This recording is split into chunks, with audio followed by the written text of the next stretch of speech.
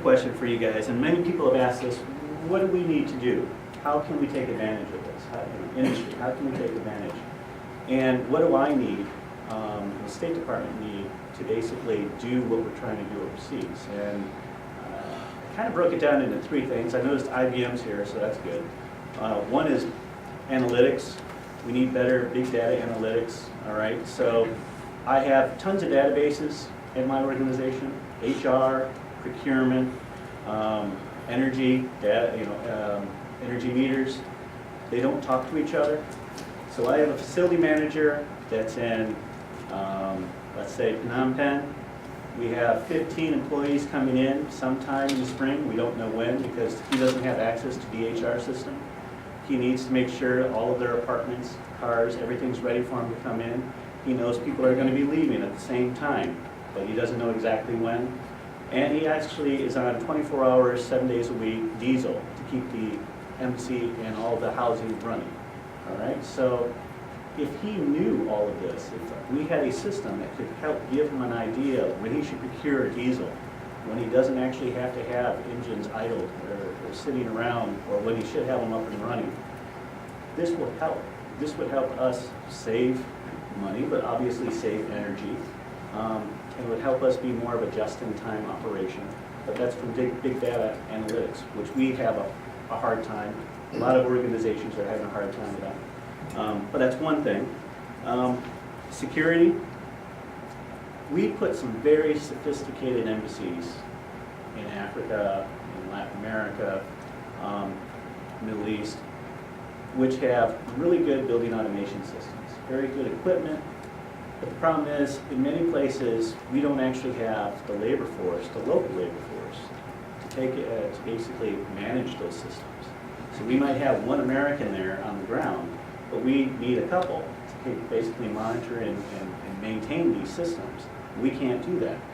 And so what we ended up with are inefficient systems running and then wasting energy and not being able to take advantage of energy efficiencies, even if we have efficient technologies in the building, it's still running inefficiently.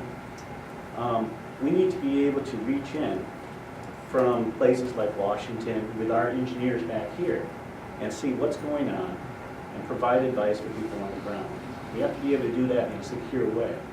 So if I were to say what's another thing we need, it's a secure method to do a lot of our operations. So the problem we have with SCADA systems and with meter systems is they inherently have not had security embedded in them. NIST standards and the FIPS, was it 140.2 or something like that? And there's a lot of federal standards for security which if I go try to buy something off the shelf and try to use it, I'm not in compliance with those security standards. And so when you're creating your products and you're deciding, okay, what certifications do I want to get for my product so I can put that in the market? Take into account the government security standards that we have on things for vehicles, things for computers, things for your meters and SCADA systems, even energy systems. We can't take batteries, on a compound, so that kind of affects the way solar energy works on a U.S. embassy. So these are things that, as the industry is trying to figure out how we're going to be able to take advantage of the opportunities we have, we need to make sure that if you want us to grab your product quickly, it has these elements already in it. Okay? So looking for security, big data analytics, and financing, which I love. I love financing because that's what I live for. I don't have a house and have no mortgage, so it's great. Again, that joke was really funnier in my head. But for financing, as it was mentioned, energy saving performance contracts, where we're basically borrowing money from our operational stream to pay for capital assets today and investments today. It's a great idea. It works sometimes, but you have to remember, as the U.S. government, the cost of capital for the U.S. government is severely different than the cost of capital in the private sector. As long as we can get the money through appropriations, right? That's always the big trick. What we find is when we do something like, let's say, a renewable energy project, and we say, okay, it looks like it's going to cost us about $2, maybe $3 million to do. We say, okay, let's throw that out to bid. Get an energy saving performance contract in place to pay for that. What we end up with are things like a proposal for making it a $10 million project with a $12 million additional payback. So the full payback the government pays you, the vendor, would be $22 million over 20 years, and we get a savings of about 100, maybe 200,000 over 20 years. And it's not helpful for me to try to push that to senior leadership and say, this is a great investment, let's go forward.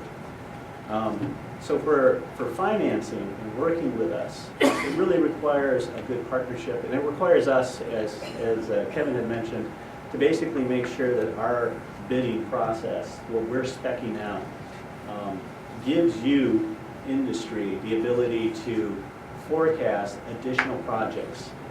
So you're not trying to maximize all of your profit out of one project with us, but you're looking at it as a partnership where you might have 15, 20 projects with us, and then you can get your profit out of all of those. So we need to do a better job as a government, but we're asking industry to sharpen their pencils a little bit, come back with some numbers, which makes it easier for me to convince senior people, let's make that commitment, let's do this instead of go for appropriations.